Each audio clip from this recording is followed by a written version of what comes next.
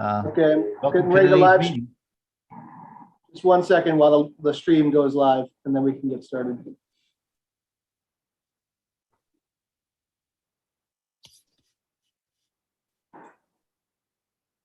All right, we're wired for sound.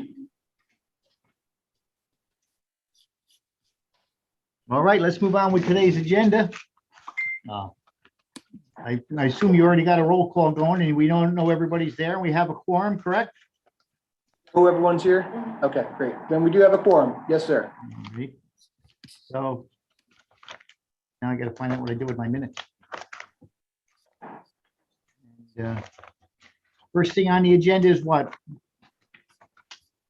Except the July 21st, 2021 minutes. Oh, the minutes. Here it is. It's right in front of me. Okay. There it is. Okay. Is there a motion to accept the minutes from the last meeting? So moved. Second. Any questions? All in favor? Yes. Aye. Aye. Yes. So moved. Okay. Financial status? The financial statements through September 30th of the year reflect the revenues anticipated from third quarter invoices for a variety of our granting agencies. These are preliminary amounts. I haven't reviewed our billings yet, but once they're finalized, those numbers may be adjusted slightly, but they're pretty good estimates. We're tracking at 70% revenues through 3 quarters of the year, and expenses are at 69%. PAR is 75. So I'm confident once we book all the revenues due to us through September 30th, we'll be at or over 75% revenue.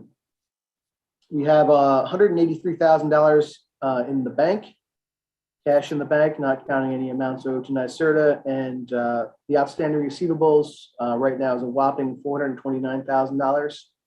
The lion's share of those receivables at September 30th was significant amounts owed to Cdrpc for administration of the CSO program and NYSERDA, and all of the Q3 billings. Any questions on the financials? No questions? Is there a motion to accept? So Make moved. that motion.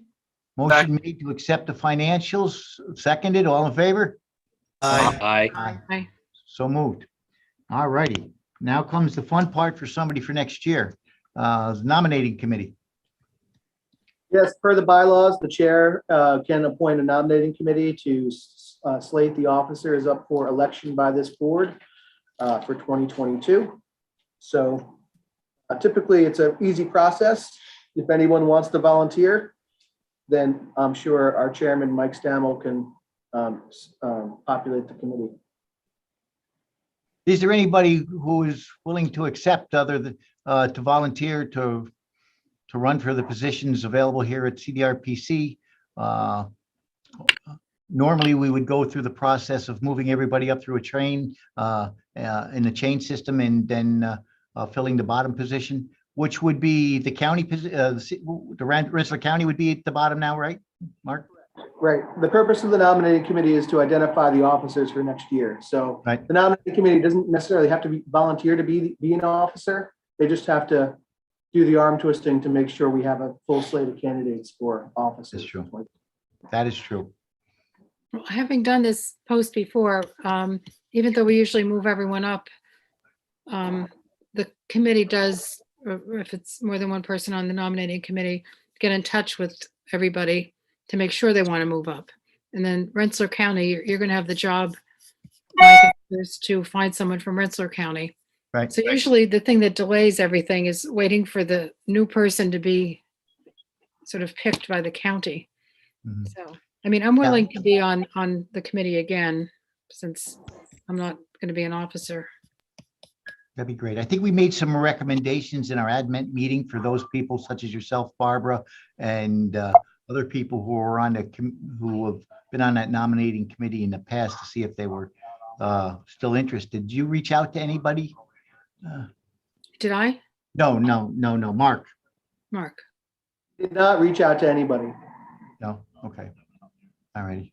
I've been on it in the past and I certainly don't mind helping out again, but I didn't know if maybe somebody else on the commission wanted to kind of step up and be part of that nominating.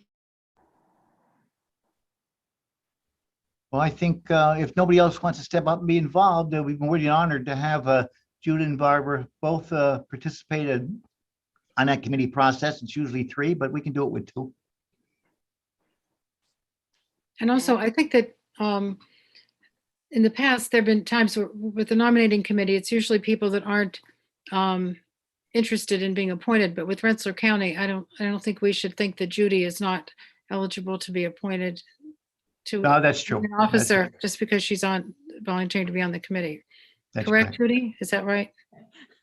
Well, I'm looking and I'm thinking we have 4 representatives from the county, from Rensselaer County. I've been chair, I've been on the, all the positions. So I thought there could be somebody else who's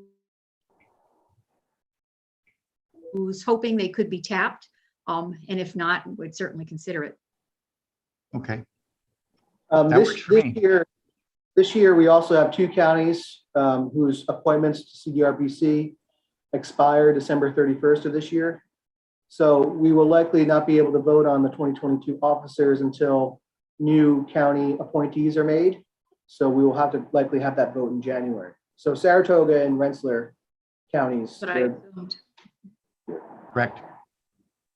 Saratoga and Rensselaer expire this year. Is that what you're saying? Right.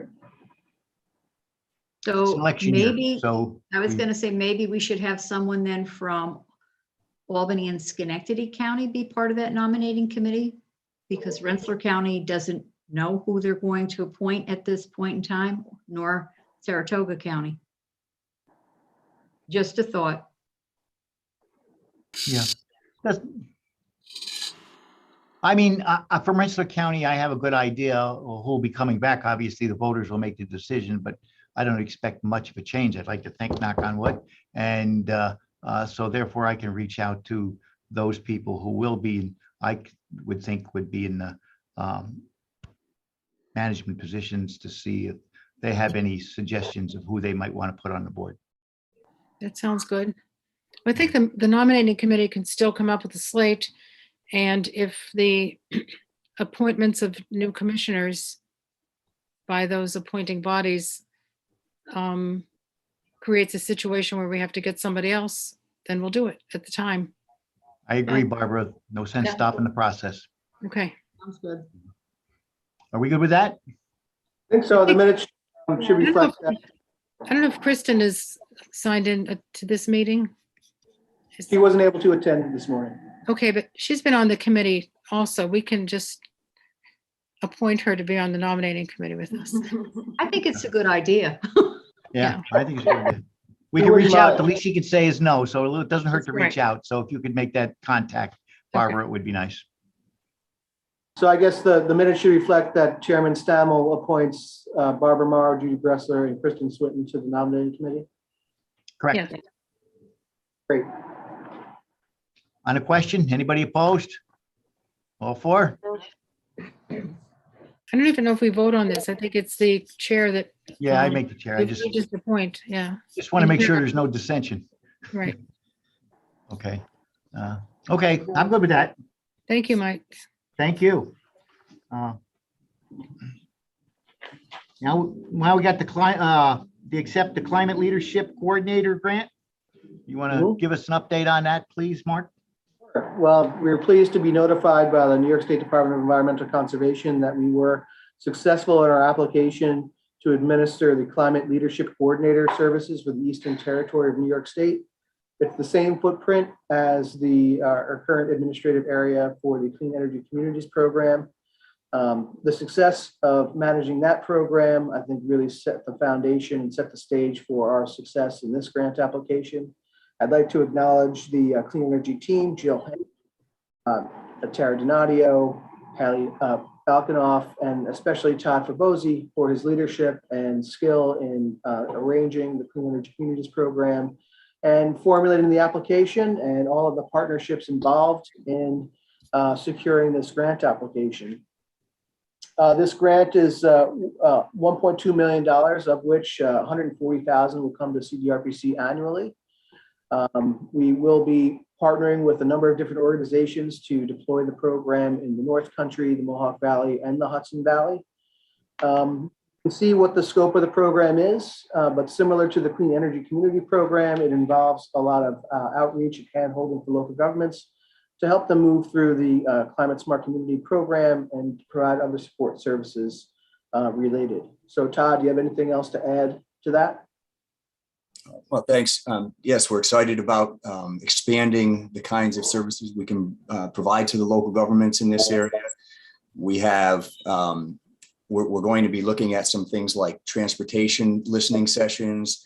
We're going to be looking at climate mitigation plans, and we're going to be looking at climate resilience plans. And so we're going to be helping communities to do this, and we're going to be subcontracting with the 3 other regions to cover that full territory, plus some private contractors who will help with this, as well as Cornell Cooperative Extensions, who are going to be helping with the climate mitigation plan. So we'll be helping communities who are interested in doing so to look at, for example, their critical infrastructure, their areas that could be under impacts from changes in the climate, particularly flooding and different heat events and things of that nature, and doing outreach to the community and getting their input on these kind of things. So we're really excited about this particular grant, and we hope that this turns out to be a long-term contract as well. I think DC is looking to get into this area, and so this is their first foray with 2 years of contract, but we feel that they may be going forward over time with continual contracts, which will be great for us. So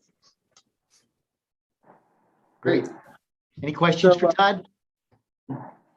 So board action is requested to authorize the executive director to negotiate the final terms of the contract with the DEC, and also the final contract language with the subcontractors we need to execute the program.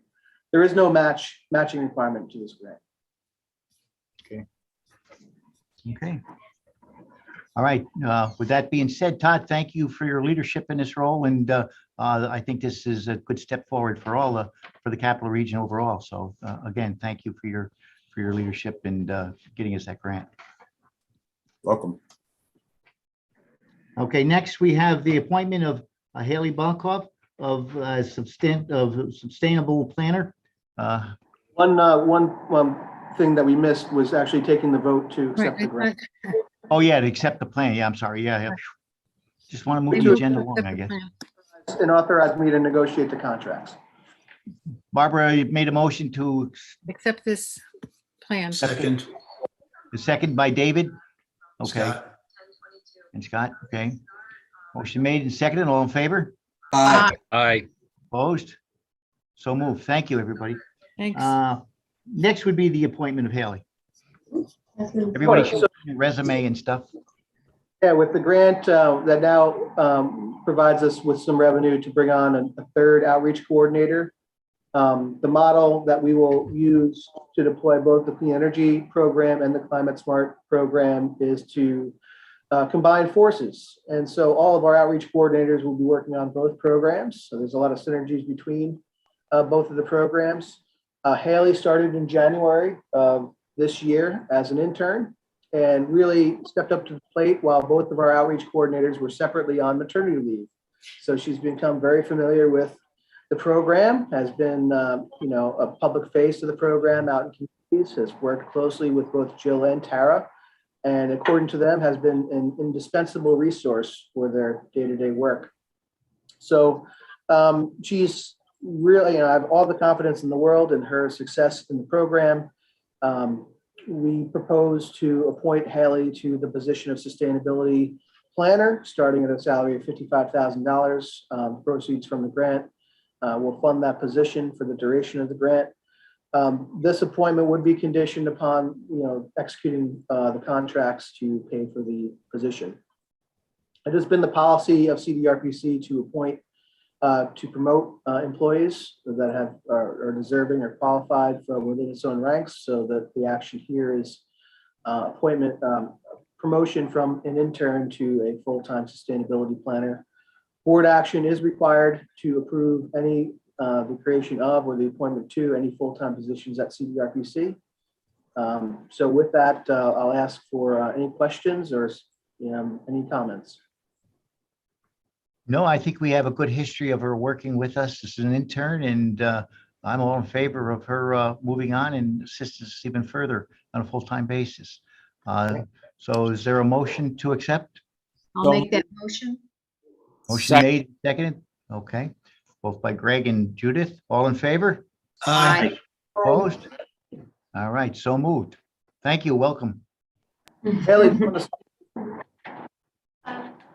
Hi, everyone. you have to speak a little louder. Oh. Hi, everyone. Thank you so much. I'm looking forward to continuing my work here at Cdrpc and working with Jill and Tara and Todd, administering both the CEC and CSC programs. So thank you. Welcome aboard, Haley. Congratulations. Welcome. Okay, thank you. Next, Mark, how about the budget updates? I see the memo attached. Right, these budget modifications essentially anticipate additional revenue to fund Haley's position through November and December of this year. I guess I'm optimistic that we will have a signed contract by November, but not putting all my eggs in one basket in that, but that's what this budget reflects.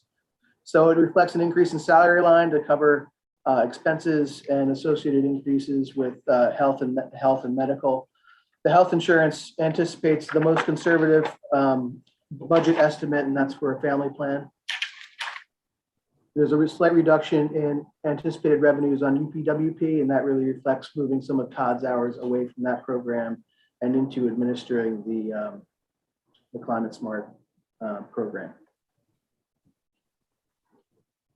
On a question? Nothing? So motion to accept the budget changes? So moved. Okay, motion made and seconded. All in favor? Aye. Aye. Aye. Okay, so moved. Thank you. Resolution to participate in the New York State Health Insurance Program. That memo is also attached to, and you've spoke on that already, but go ahead, Mark. Sure. When we first took a look at the admin guidelines back in 2018, the committee noticed language in there that said we offer insurance under NISHIP. Well, that was not the case back then, so I asked the office manager to take a look at that and see if we're eligible for NISHIP. The answer I got back at that time was no, we weren't. So we continued to be on a small group plan offered under CDPHP.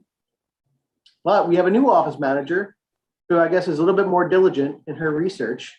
And her research this time yielded that, yes, we were eligible for plans under NISHIP. And these are the same insurance programs eligible for New York State employees and a lot of local and county governments out there. So the long and the short of it for Cdrpc is that we will our rates for our different plans will be slightly less while maintaining commensurate benefits under those insurance plans. So with the passage of this resolution and offering plans under NISHIP, will be required to offer the Empire plan and all the other associated plans, HMO plans that would be available. The net benefit to Cdrpc is about a $10,000 cost savings annually in healthcare expenses, given the lower premiums that we would have to pay participating in the NISHIP plans. Oh. That's a good savings. You can't knock 10 grand. I mean, sounds like a party at the end of the year to me. That's a good move. So is there a motion to accept the change? Go ahead, Mark. I'm sorry. Yeah, we can, never mind. I was just making a bad joke. Is to adopt the three resolutions that are attached: the resolution to participate in the New York State Health Insurance Program, the resolution electing participation in the MC Dental Insurance Program, and a resolution participating in the MC Vision Program. So we can use that as 1, 2, and 3, or we adopt these all in one? We can do it all in one. Okay. On the question of adopting these two resolutions, is there any? There's no questions. All in favor? Aye. Aye. Aye. Opposed? Seems to be none. Resolution adopted. Thank you, Mark. Thank you. Did we have one and a two, or was just? Just all of them. Good. Okay. All right, I'm going to turn it over to Martin Daly. I think. Martin, can you share? The infamous. I am here. Okay, go ahead, Mark. Give me a second. I'm going to set up my screen share to be able to walk you through some of the improvements at the Beaver Creek Clean River facility. So give me just a moment and we'll make sure that that is working. Yeah, Everyone see my screen okay? Sure can. Those of you who are not on the phone. All right, so I'm going to breeze through this briefly, essentially giving an overview of our marquee project that we're working on through our CSO long-term control plan with the assistance of multiple communities and 2 county sewer districts. The partners in that program are the City of Albany, the City of Waterville, the City of Cohoes, the Village of Green Island, the City of Rensselaer, and the City of Troy. We're also working with the Rensselaer County Sewer District and the Albany County Water Purification District. All of those entities are involved in the program. For the community-based projects, the communities are sharing the cost of each of the projects that are implemented. The districts have a separate cost share with their satellite communities. So they're not involved in the pool community's cost share, but they are instrumental in helping implement our program from upgrading their facilities to doing the sampling, which I'll talk about briefly at the end of the presentation to give people a report card on where we are. So the Beaver Creek Clean River facility is the giant hole that we reference in Lincoln Park in the city of Albany. It is right near the Thomas O'Brien Academy of Science and Technology. If you're familiar with Delaware Avenue or Hackett Middle School, Lark Street area, this is in that immediate vicinity. It is the confluence of several major tributary sewers that come together to form what's called the Beaver Creek Trunk Sewer Line.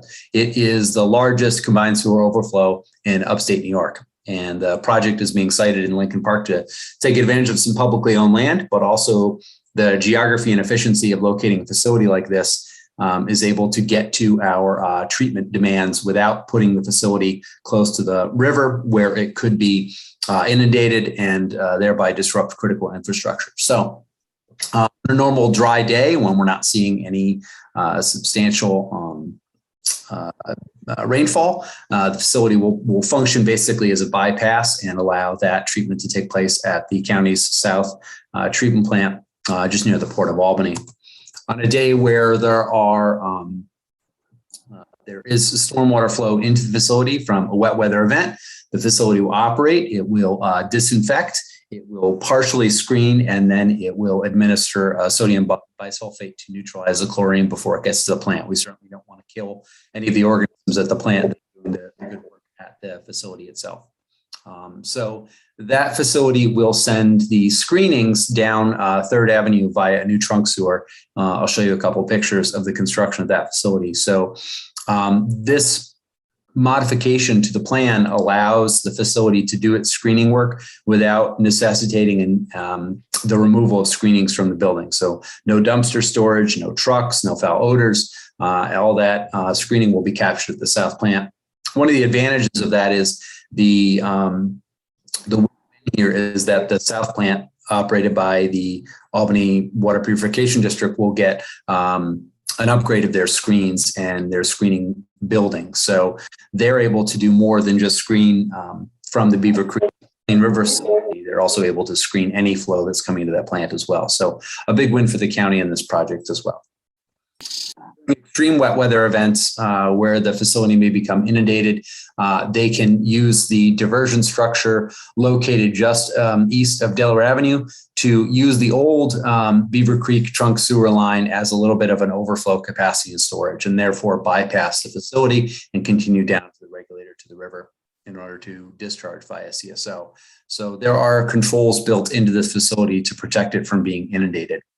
Completely automated, will operate when there's wet weather, but it will be staffed when there are time events. And City of Albany has updated their permit to be able to operate the facility, and they've hired a certified wastewater operator to be able to monitor the controls of this facility, along with a couple of other projects that they've constructed in the city.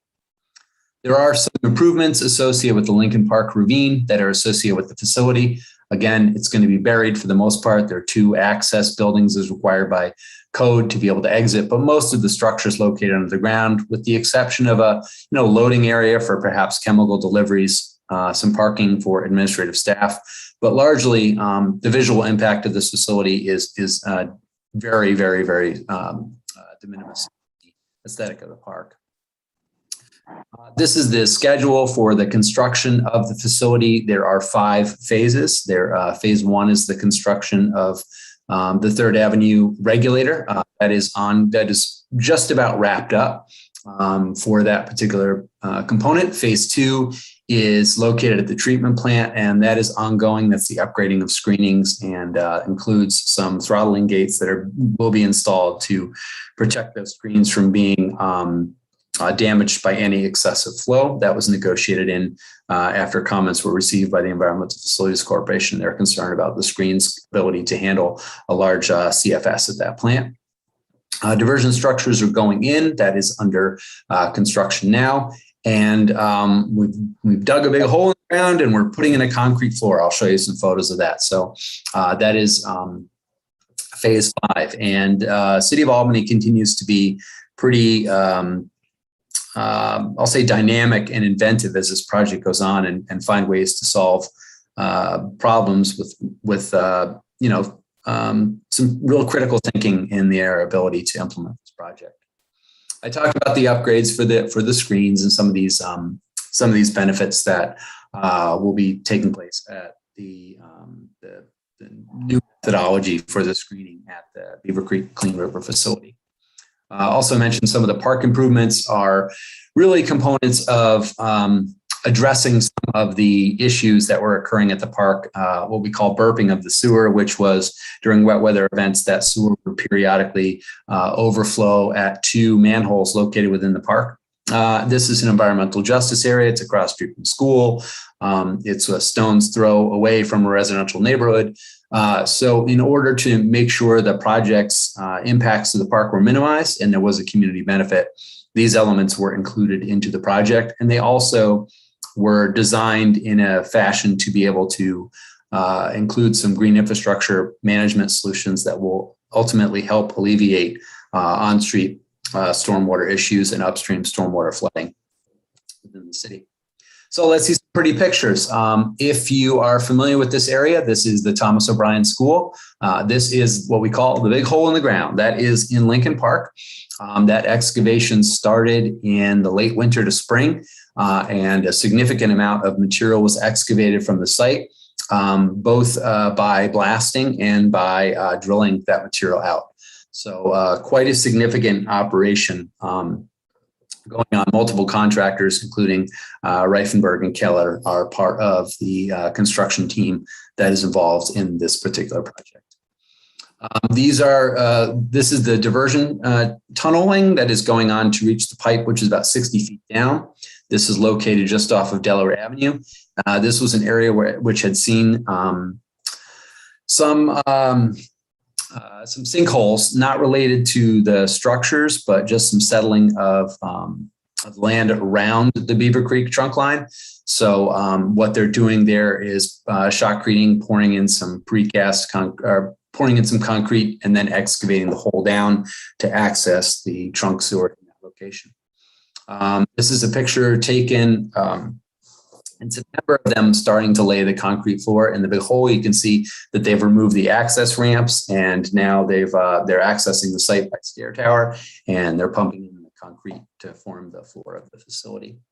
Again, another photo from another angle. This is looking just north. You can see the Alfred E. Smith building kind of peeking out in the back here to get an idea of the geography.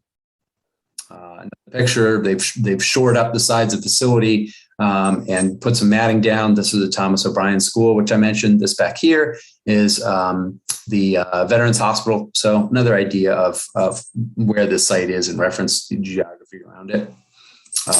Construction photo showing the pour, but here you get a sense of the depth of the facility and how far down they had to go to access the pipe to be able to send flow into the facility. This is a horizontal jacking of pipe at the facility to be able to the 3rd Avenue sewer. This is the construction of 3rd Avenue sewer for that bypass channel. So what they did was there are 3 access shafts for the facility, one at Delaware Avenue, one at the facility itself, and one at 3rd Avenue. and they're horizontally jacking the pipe into the tunnel to minimize construction impacts. I talked about kind of innovative solutions to problems. The big hole in the ground requires a lot of excavation of fill. That equals a lot of a lot of dump trucks, and a lot of dump trucks rumbling through a neighborhood. I'm sure any municipal administrator can tell you, not a popular thing. Concurrently, the City of Albany is working on a plan for Lincoln Park, and that plan includes reconstruction of ball fields in Lincoln Park from, I'll say, a very unskilled, but often I played softball in Lincoln Park, and I can tell you, not a fun place to field a ground ball because the fields are in extraordinarily rough shape. So what Albany is doing is actually using the spoils from the construction to partially fill in the bowl at Lincoln Park. And that'll do two things. One, it'll eliminate the need to truck all that fill all over the place. It will also save a significant amount of money in the trucking and deposit of that fill someplace else. But it will also allow the city the opportunity to regrade and restore those fields. So folks like me aren't getting a softball to the face when they're trying to field the ground ball. So significant improvements to the park, but it comes at a significant cost savings for the pool communities, in that they don't have to truck the fill all over the place. Very quickly, I want to highlight where we are with our metrics. We have invested more than $43 million at the district level. We have leveraged more than $8 million, and the total cost of the districts is just north of $17 million in total program costs. The community's project budgets has been about $117 million, but we have been able to leverage more than $31 million to date. And so that's a significant investment that our federal partners and our state partners have made. New York State DEC, Environmental Facilities Corporation, New York State DEC. So we're seeing significant dollars come in for projects, and everybody wins when a dollar comes in, not just the City of Albany.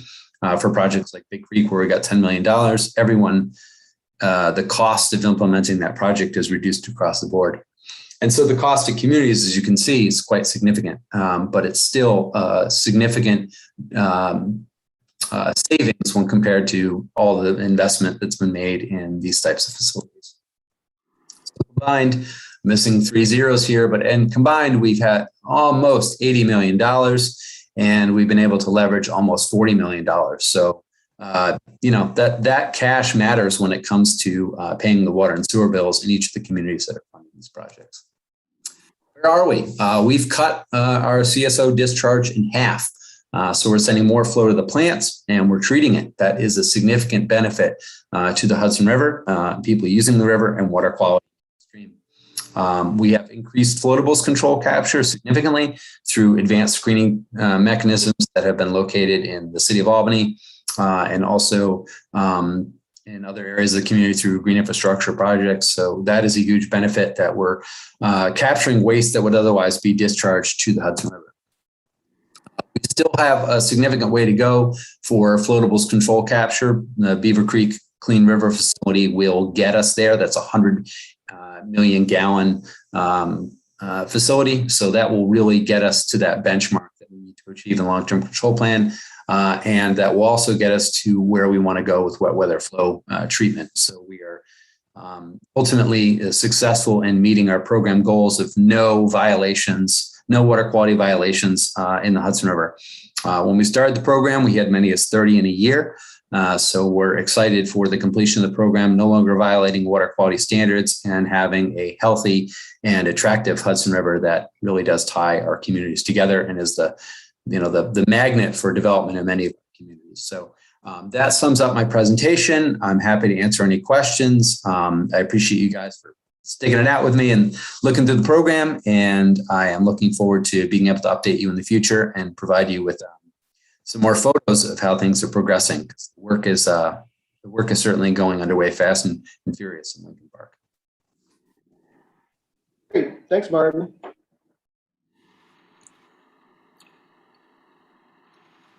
Any questions? Barbara? No, Thank no you. questions, but This is I'd like to Lincoln get Park. a copy of Mark's presentation, if at all possible. Yeah, I asked. Martin's Sure. presentation. Yeah. Sure thing. What I will do, aside from the pictures, but I will I will certainly send that out. I will put a link to our website in the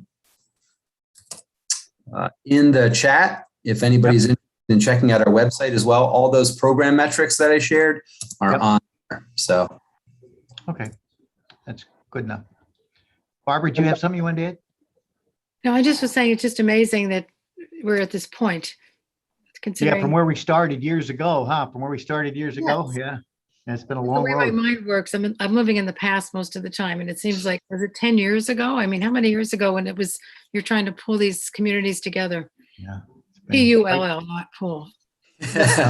There are 65 projects and programs in the long-term control plan, Yeah. and we have completed more than 55 of them. Yeah. So, the project was front-loaded with a lot of small projects. Now it's the big expensive stuff. Right. And Yeah. now that we've eliminated a lot of the flow to the outfalls, we can start closing those outfalls. So we're almost there. It's wild.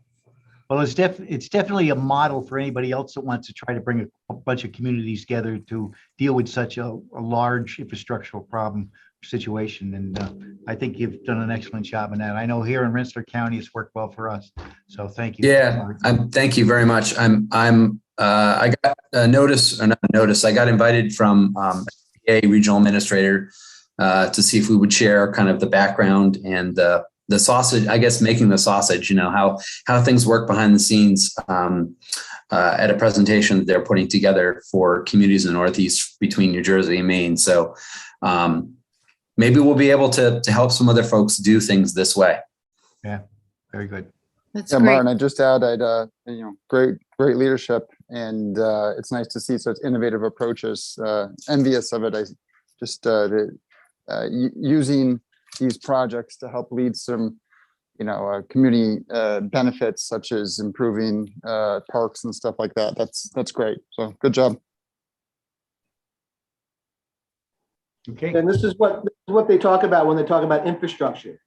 And this is, really kind of the tip of the iceberg. While it addresses a very specific problem, the CSO, there's still so many more investments that need to happen in our older cities that have old infrastructure. But I'm glad you were able to see the pictures. This is the most significant infrastructure project in the CSO program, and it's not cheap. So anything that we can do to make these costs not on the backs of the ratepayers in the cities, the better it is. And I think Martin and the CSO communities have done a great job leveraging state grant funding to reduce those costs to ratepayers. So good stuff. All right. Well, thank you, Todd, again, and thank you, Mark, for help steering the ship. I know it was the last two administrators have had their hands pretty full with this particular project. And like Barb said, we've been dealing with it for a long time. We didn't even think it'd get off the floor when we first started. So I'm glad to see we are where we are. Next on the agenda, we have an update from the Administrative Guidelines Committee. Yes, I've taken the liberty to put myself on the agenda to give the update, but certainly if any other committee members wants to chime in. We've taken a look at the administrative guidelines. I think the committee's consensus was that the committee that took a look at it back in 2017 did such a great job that we didn't need wholesale changes, but certain changes related to some provisions and taking a look at some specific language related to a remote work policy are things that we're going to include, in addition to adding in the provisions about the FSA benefit for staff and a couple other minor tweaks that the board will consider. I anticipate the committee will present their recommendations at the December meeting. But do any of the other committee members want to say anything about our work? I would like to thank Judy for doing all of that nitpicking, reading, and editing. I really slacked off this time because she did such a good job of reviewing everything. Well, thank you, but I think we all contributed. In all honesty, I would nitpick, and then Barbara, you would back me up or say, well, I'm not quite so sure. But I think it was a group effort to get it as far along as we have. Yes, and Mark did a great job of identifying the areas that really needed to be focused on. Right, absolutely. All right, well, that's the summary of where we are, and I anticipate that the committee will have its recommendations to present to the board for the December meeting. All right. Nothing Thanks, Mike. further on that. We'll move to staff report. So other than the great staff report we got from Todd and Martin, what else is out there? Well, it's in your staff report. It's a rather voluminous staff report this time. It includes 6 months worth of our work. I'll just hit on some of the highlights. We're partnered with CEG and National Grid to do a supply chain study right now related to offshore wind. There's a lot of activity going on at the Port of Albany and the Port of Queens, and there's a lot of interest in figuring out how to onshore some of the sort of companies and economic opportunity related to offshore wind. And so this study hopefully will identify some of those businesses or opportunities. We're contributing $50,000 in CARES Act money that we received for recovery planning, and the balance is being covered by CEG and National Grid. It's a $130,000 project. I'm pleased to report that our CARES Act subawards to county economic development agencies are proceeding. We've executed all the subaward agreements with county economic development entities, and they are proceeding with drawing down reimbursements related to their work on those recovery efforts. The 2020 Decennial Census redistricting data came out in August. I'd like to recognize Josh Tossi, our data guru at Cdrpc, for quickly processing, what was a complicated data release and database, and visualizing those things in Tableau, and also Todd Fabosi for visualizing and creating the maps that show growth, not only in terms of population, but also percent change in our communities. All of those resources are available on our website under the data menu tab in 2020 census. We have data visualizations for all the data that was released in the redistricting data set, including race and ethnicity and housing data for each, race and ethnicity data for each census tract in the entire 4-county region. So you can see percent change from every race and ethnicity category on a interactive interactive mapper that Josh created in Tableau on that website. So handy resource. You can certainly share it around with folks that are interested in that information. We are still awaiting the full data release. The census had identified September 30th as their target date for the data release. However, now the only information on their site is tentative 2022. So I know folks are taking a look a lot at the methodology and some of the challenges doing the decennial census during the pandemic. But we anticipate that full data release will be available sometime in early 2022. Very good. Any questions? I'm not quite done yet. I paused there to catch my breath because there's so many good things to talk about. So the next thing I want to just touch on is the Cdrpc Cdtc Technical Assistance Program. The program is pretty successful. We've wrapped up a project in Troy, assisted the Village of Ballston Spa with a comprehensive plan update. We're starting a project in Guilderland also to help them with starting their comprehensive plan update with a growth analysis. Todd did, I think, almost 25 or 30 maps for the town of North Greenbush as a prelude to comprehensive planning and growth analysis and natural resource inventory. We're starting a project with the city of Saratoga Springs, Saratoga County, and the town of Wilton to explore trail connections between the city and the town. And also, we're just getting underway a project to look at some pedestrian connections in the town of Glenville and Schenectady County. Total effort of the two agencies is over just under $55,000 for these 5 projects. So, we have a little bit of room left in this year's budget to accept probably one more project in this calendar year. And then we will likely close the solicitation until April of 2022 for new projects. But this program has been really, I think, successful at identifying small projects that communities can leverage to do larger things, whether it's proceed with a full comprehensive plan update, get larger grants for transportation projects, but it's been successful in what it was intended to do. On the economic development front, we have been working closely with CEG on an EDA Build Back Better Regional Challenge Grant. Katie Newcomb, the new head at CEG, or the new Director of Economic Development at CEG, has actually drafted the grant, but we work closely with her to conceptualize it and to identify the partners.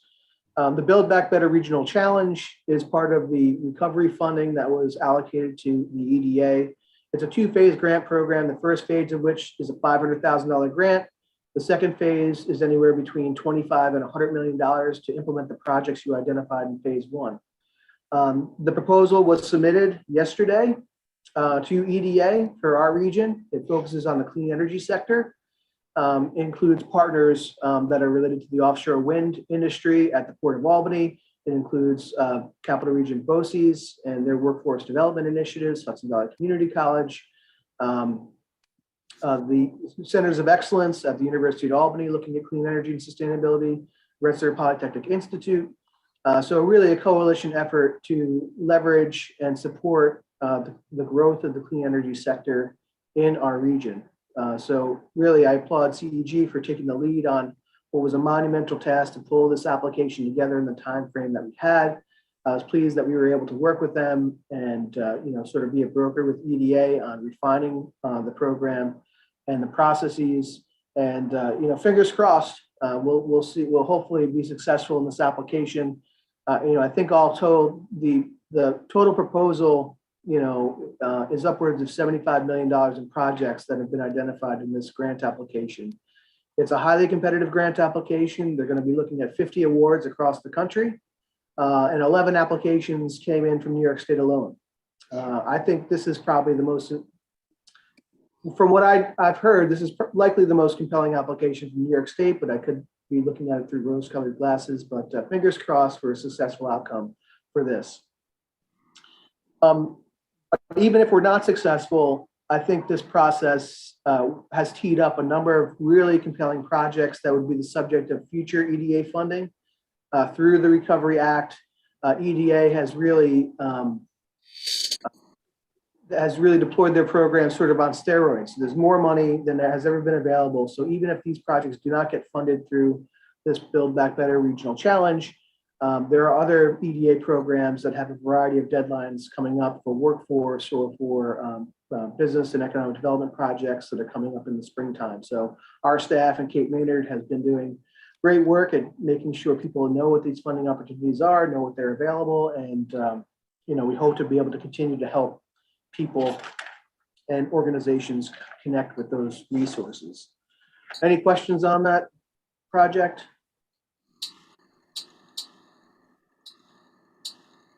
And just the last thing is that I've been working at the Center for the Capital District Youth Center on the improvement project at the detention facility. The improvement project is really going to bring the facility in line with current regulations that were developed after Raise the Age, and also expand the bed space in the facility.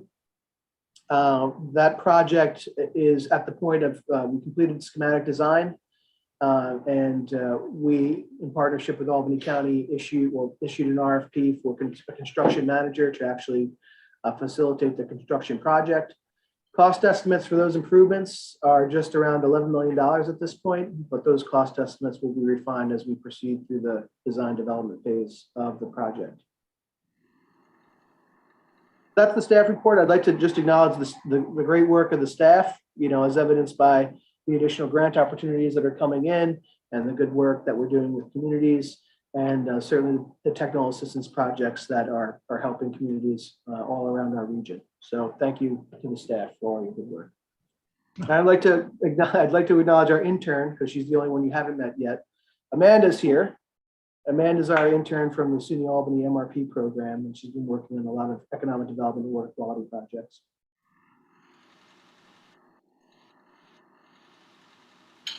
Okay, is that it, Mark? That's it. Hey, that's fantastic. I'll tell you what, we're going to need a lot more interns to get all those projects going. I'm glad to see nobody sitting on their hands over there. I can tell you that. It's very active.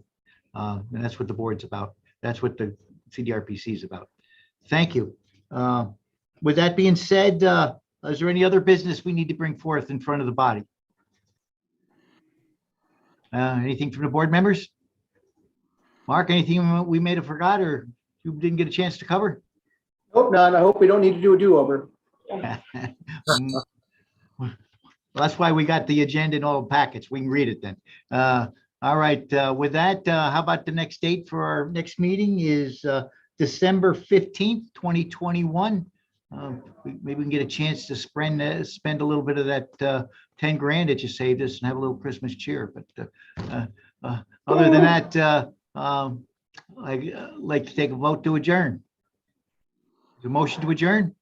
So moved. Second. Motion made by Greg, seconded by Scott. All in favor? Aye. All righty. Thank you, everybody, for your participation and everybody from Cdrpc for all the hard work that they do. Okay. Ditto. I- Have a good day. Thank you.